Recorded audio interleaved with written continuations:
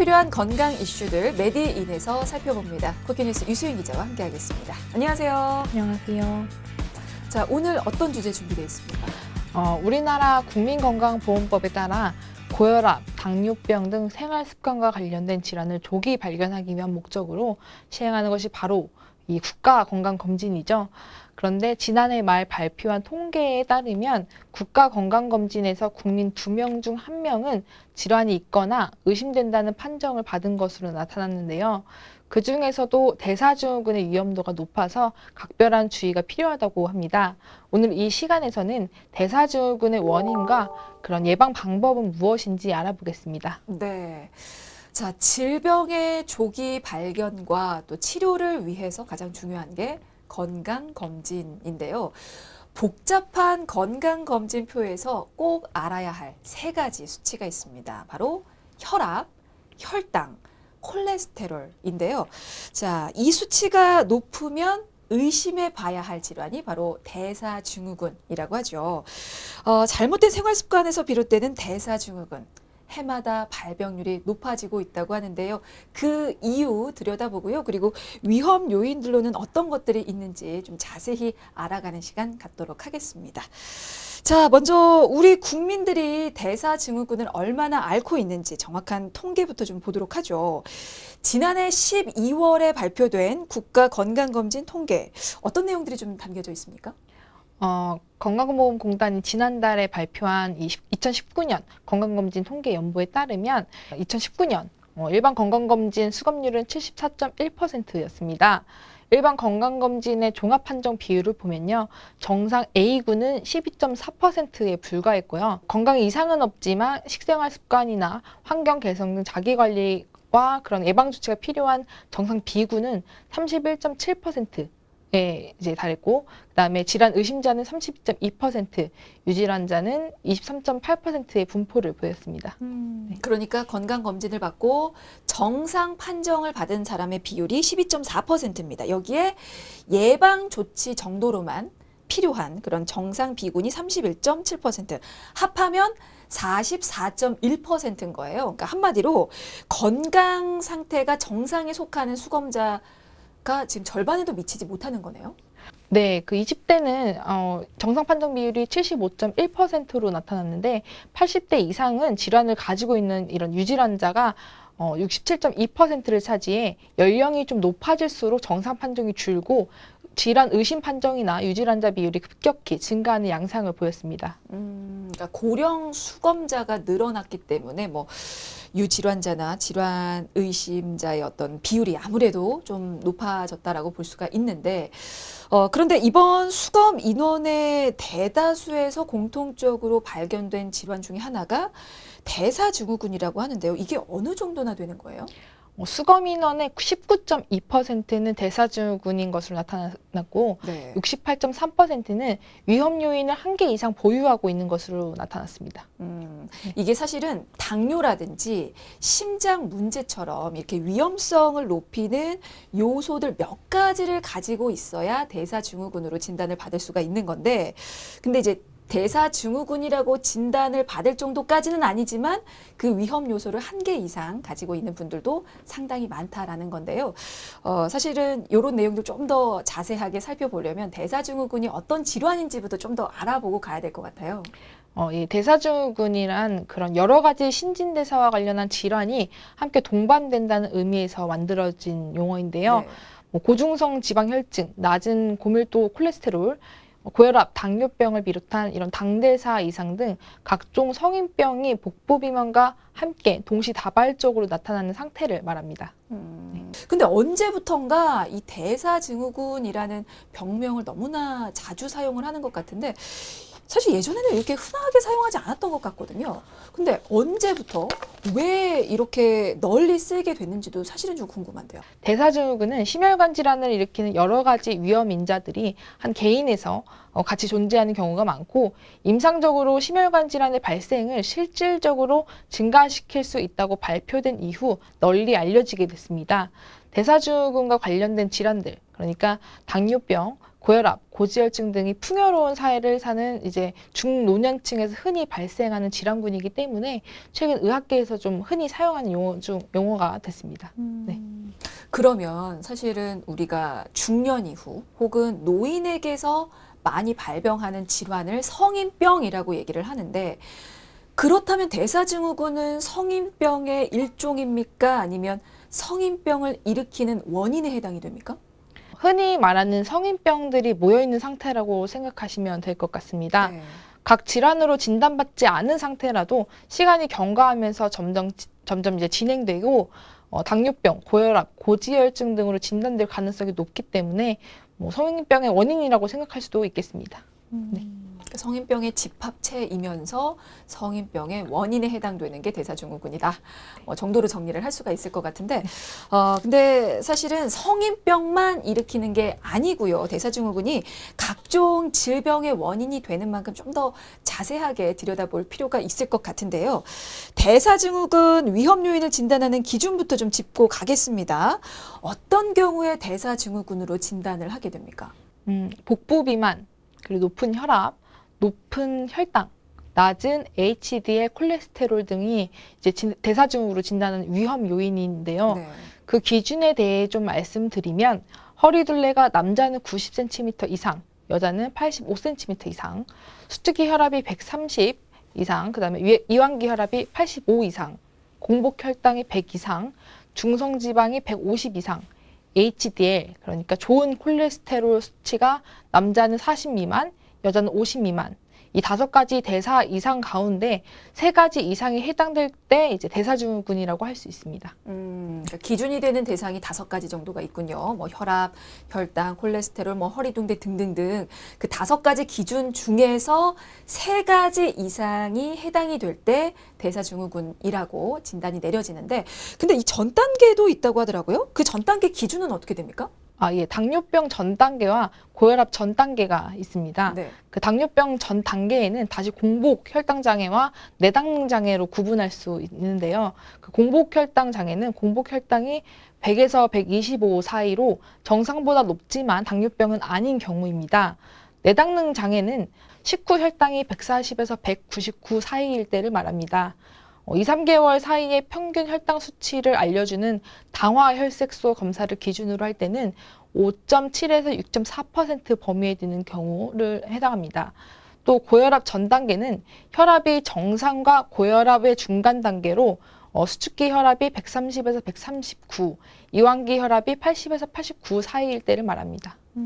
그러면 그런 대사증후군을 진단하는 기준들 있잖아요. 그러니까 뭐 허리둘레라든지 공복 혈당 같은 그런 진단 기준들은 전 세계적으로 공통적으로 적용이 되는 건가요? 아니면 우리나라에만 지금 해당이 되는 기준입니까? 이게 세계보건기구랑 세계당뇨연맹, 미국 심장학회 등에서 발표한 여러 진단 기준들은 각각 좀 약간씩 다르고 네. 이게 동양인과 서양인, 또 소아청소년과 성인, 성별에 따른 차이가 좀 존재하기 때문에 전 세계적으로 쓰이는 하나의 완전히 통일된 기준은 없다고 볼 수 있겠습니다.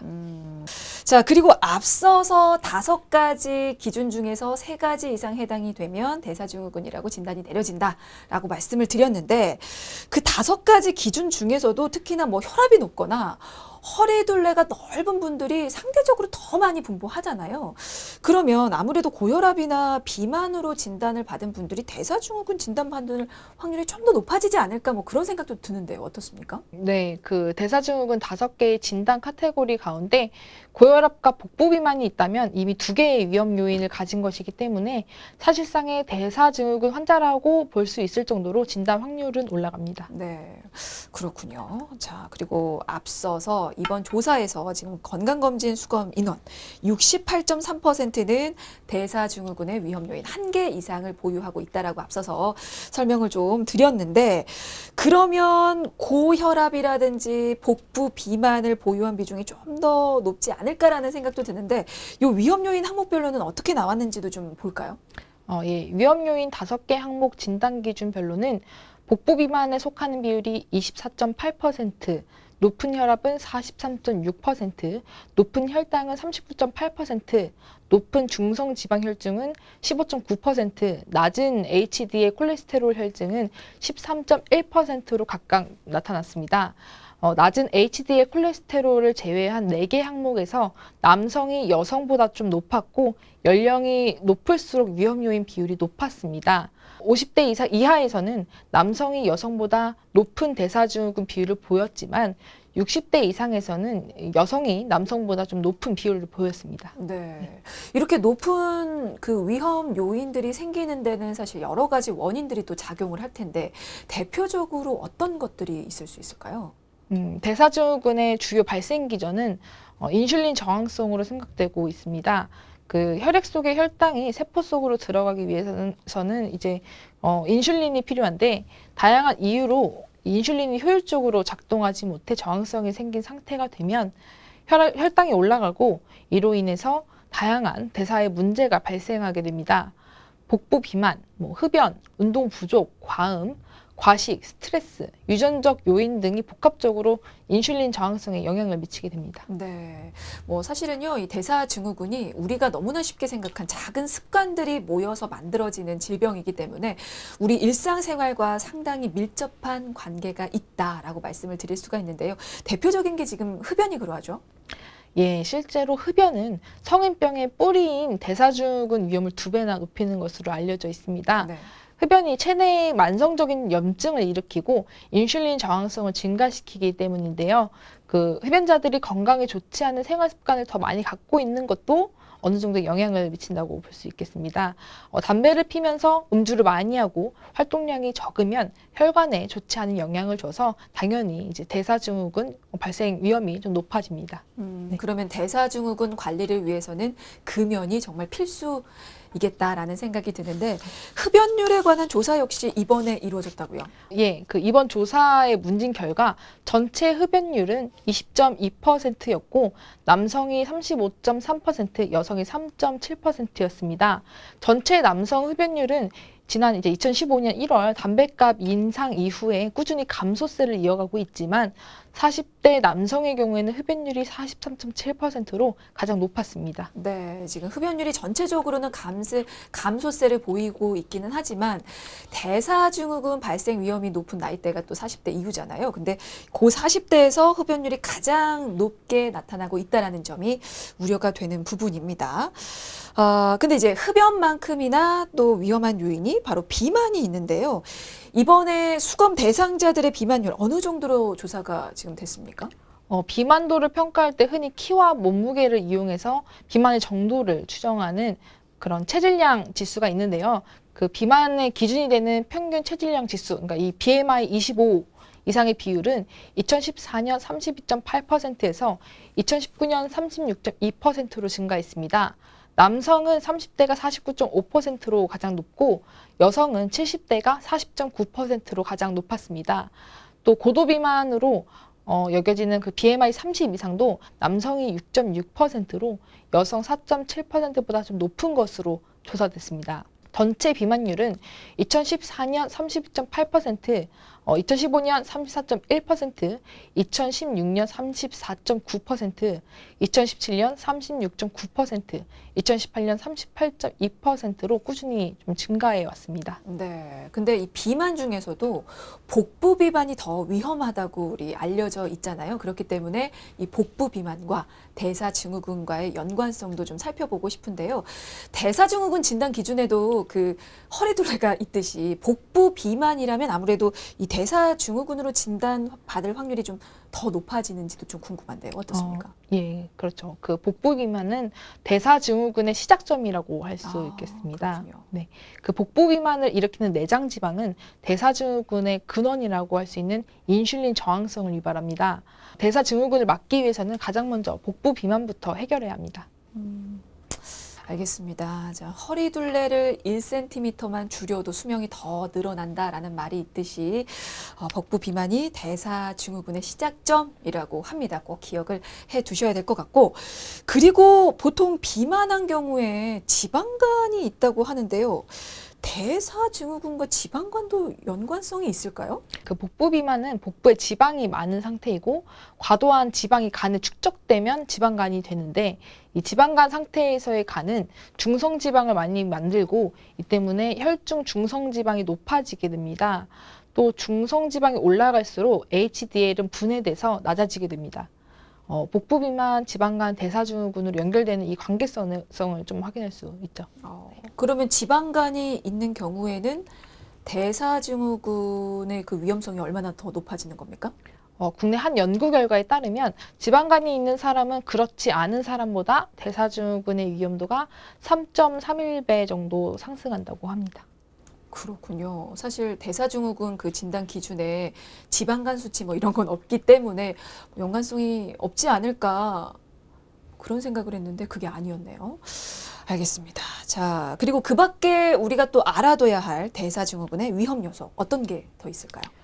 또 한 연구에 따르면 부모 중 한 명이라도 대사증후군이 있으면 자녀의 대사증후군 발생 위험은 4.2배 높아지고 부모가 모두 대사증후군일 경우에는 자녀에서 대사증후군이 나타날 가능성이 한 8.7배까지 올라간다고 합니다. 가족력이 있다면 그런 분들은 고위험군이라고 생각하고 미리미리 좀 관리를 해 두실 필요가 있을 것 같습니다. 근데 최근에 대사증후군으로 진단받은 분들이 굉장히 많아서 그런지 대사증후군이라고 해도 별로 대수롭지 않게 여기는 분들이 상당히 많은 것 같은데요. 이게 그렇지가 않잖아요. 이게 굉장히 심각한 질환으로 여겨야 되는 거잖아요. 복강 내의 내성지방은 대사적으로 매우 활발해 아주 여러 가지 물질들을 분비하는데 이런 물질들은 혈압을 올리고 혈당 조절 호르몬인 인슐린의 역할을 방해해 고인슐린 혈증, 인슐린 저항성, 혈당 상승을 초래함으로써 당뇨병의 위험을 높이게 됩니다. 그리고 혈관의 염증이나 응고를 유도해서 동맥경화를 촉발하고 심혈관 질환의 위험을 높입니다. 그 유발된 고혈압, 당뇨병, 고인슐린 혈증 이런 것들 또한 그런 심혈관 질환의 위험성을 높입니다. 네, 맞습니다. 이게 대사증후군이요. 그 자체가 문제라기보다는 그로 인해서 발생할 수 있는 합병증이 무서운 거거든요. 그것 때문에 대사증후군을 굉장히 중요하게 여겨주십사 말씀을 드리는 건데, 자, 그렇다면 대사증후군으로 인해서 생겨날 수 있는 합병증은 또 어떤 것들이 있는지 짚어보도록 하겠습니다. 어떤 위험성이 높아집니까?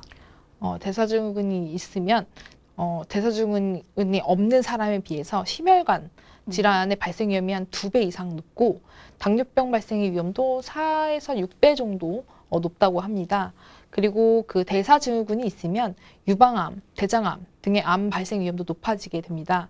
이 밖에도 뭐 말초동맥 질환, 뇌졸중, 노화, 비알코올성 지방간, 다낭성 난소증후군, 암, 임시성 당뇨병, 치매 같은 이런 질환과도 관련이 있습니다. 뭐 상당히 많은 질병과 연관이 돼 있을 것이다라고 어렴풋이 생각은 하고 있었는데 이건 뭐 연관되지 않은 질환이 없을 정도로 좀 많은 것 같습니다. 근데 이제 쭉 관련된 질환들을 보니까 암이 또 눈에 띄어요. 암 발병에까지 영향을 미칩니까? 예, 대사증후군이 있으면 남성은 대장암이나 간암, 전립선암 위험이 커지고 여성은 자궁 내막암, 유방암 위험이 좀 커진다고 알려져 있습니다. 네. 지금 대사증후군과 암의 연관성에 관한 연구가 또 최근에 많이 이루어지고 있는데요. 최근 발표된 이 연구 내용들 살짝 좀 살펴보고 가도록 하죠. 자, 먼저 대사증후군과 대장암이 관련이 있다라는 연구 결과가 있었어요. 예, 그 지난 2018년이었죠. 그 고대 구로병원 소화기내과 최윤진 교수 팀이 대사증후군을 앓고 있다면 대장암 발병률이 남성은 1.4배, 여성은 1.2배 높아진다는 연구 결과를 발표했습니다. 자세한 내용을 살펴보면요. 대사증후군 질환 유무에 따라 그룹을 나눠서 대장암 발병률을 비교해서 분석해 봤더니 대사증후군을 진단받은 환자의 1%가 대장암을 진단받는 반면에 대사증후군을 앓고 있지 않은 군에서 대장암 발병률은 0.5% 정도로 절반 수준에 그쳤습니다. 특히 이제 성별, 연령, 정기적인 운동, 음주, 흡연 정도 등을 함께 비교한 결과 대사증후군의 요인을 갖고 있지 않은 사람에 비해서 위험도가 남성은 40%, 여성은 20% 이상 증가한 것으로 밝혀졌습니다. 알겠습니다. 자, 그리고 지금 앞서서도 계속 말씀을 드리고 있는데 대사증후군이 뭐 혈압, 혈당, 콜레스테롤, 뭐 허리둘레 등등등 5가지 정도의 그 기준을 가지고 거기에 3가지 이상 해당이 될 때 진단이 내려진다라고 말씀을 드렸는데 이번 연구에서는요. 대사증후군의 5가지 요인 중에서 2가지만 가지고 있어도 대장암 발병 위험도가 증가했다고요. 예. 그 이번 연구에서는 대사증후군의 5가지 요인 중 2가지만 가지고 있는 경우에도 대장암 발병 위험도가 증가하는 것이 확인됐습니다. 그중 복부 비만, 당뇨병의 전 단계로 알려진 내당능 장애, 낮은 고밀도 콜레스테롤 등 3가지 요소가 대장암 발병과 매우 밀접한 관련을 보였는데요. 이들 3개 중 2개를 가진 사람은 30% 이상, 3개를 모두 가진 사람은 45% 이상 대장암 위험도가 높아졌습니다. 이게 대사증후군 나는 뭐 아직 진단까지 받지는 않았어 라고 생각하시는 분들 결코 안심을 하셔서는 안 되겠습니다. 자, 또 다른 연구 결과도 좀 볼까요? 대사증후군과 갑상선 암도 관련이 있습니까? 예. 지난해 11월 고려대 안산병원 다학제 연구팀이 건보공단의 전 국민 건강정보를 활용한 연구를 통해서 대사증후군 그리고 그 위험 요인들과의 갑상선암 발생 위험과의 그런 관련성을 분석했는데요. 그 결과 갑상선암 위험은 대사증후군이 있는 군에서 15%나 높아졌습니다. 또 비만한 참여자를 대상으로 한 분석에서 대사증후군이 동반됐을 때 갑상선암 위험이 10% 정도 높게 나타났습니다. 알겠습니다. 뭐 이번 연구 결과로 비만 환자가 대사 이상 관리를 얼마나 잘해야 하는지 그리고 왜 중요한지 얼마만큼 중요한지 다시 한번 확인을 할 수 있었던 것 같습니다. 자, 마지막으로 대사증후군의 유발 요인이 전립선 암 발생에 영향을 줄 수 있다라는 연구 결과도 있었군요. 이것도 좀 살펴보죠. 지난 2019년 서울시 보라매 병원 비뇨의학과 유상중 정현 교수 연구팀은 그 2003년에서 2009년 사이 건보공단 건강검진을 받은 대상자 가운데 전립선암 진단을 받은 2,369명을 선별해 고혈압, 비만 등 대사증후군 위험 요인을 가졌는지를 분석을 했는데요. 그 결과 전립선암 진단을 받은 남성 중 66%가 고혈압을 가지고 있었고 27.4%는 복부에 지방의 축적이 집중되는 중심성 비만인 것으로 나타났습니다. 또 전립선암 남성 34%에서 이 HDL 콜레스테롤 수치가 감소한 것이 확인됐습니다. 이는 전립선암 진단을 받지 않은 정상 남성보다 10% 높은 수치입니다. 네. 자, 이렇게 대사증후군은요, 신체에서 보내는 일종의 경고이자 신호입니다. 우리가 뭐 꾸준한 운동 그리고 식이요법 등으로 이 대사증후군을 예방하기 위한 생활 습관을 개선한다면 대사증후군뿐만이 아니고요. 뭐 암 그리고 뭐 그밖에 여러 질환들을 막는데 분명히 도움을 받을 수 있을 거라고 생각을 하고요. 그리고 이 시간 마무리를 하면서 대사증후군을 예방하고 이후에 우리가 건강한 생활을 이어가기 위한 어떤 팁 좀 마무리하는 차원에서 정리해 볼 필요가 있을 것 같습니다. 들어보도록 하죠. 앞서 계속 이제 언급했던 부분이 네. 있어요. 그 복부 비만을 관리하는 게 가장 중요합니다. 식생활 개선과 운동이 좀 필요하고요. 인스턴트 식품을 좀 피하시고 야식을 하지 않고 음식을 천천히 먹는 습관을 들여야 합니다. 운동은 일주일에 150분 이상 빠르게 걷기 등 유산소 운동을 권장하고 정기적으로 건강검진을 받고 허리둘레, 혈당, 혈압 등을 이제 좀 수시로 자가 체크하는 것이 필요합니다. 네. 이게요, 생활 습관 개선과 같은 개인적인 노력만 중요한 게 아닙니다. 꾸준한 정기 검진을 통해서 이런 각종 수치의 변화를 점검하면서 나의 노력의 방향이 올바로 가고 있는 건지 혹시 내가 지금 잘못 관리하고 있는 건 아닌지 꾸준히 살펴볼 필요가 있다는 점 끝으로 말씀을 드리면서 메디인 인사드리도록 하겠습니다. 지금까지 쿠키뉴스 유소인 기자였습니다. 고맙습니다. 감사합니다.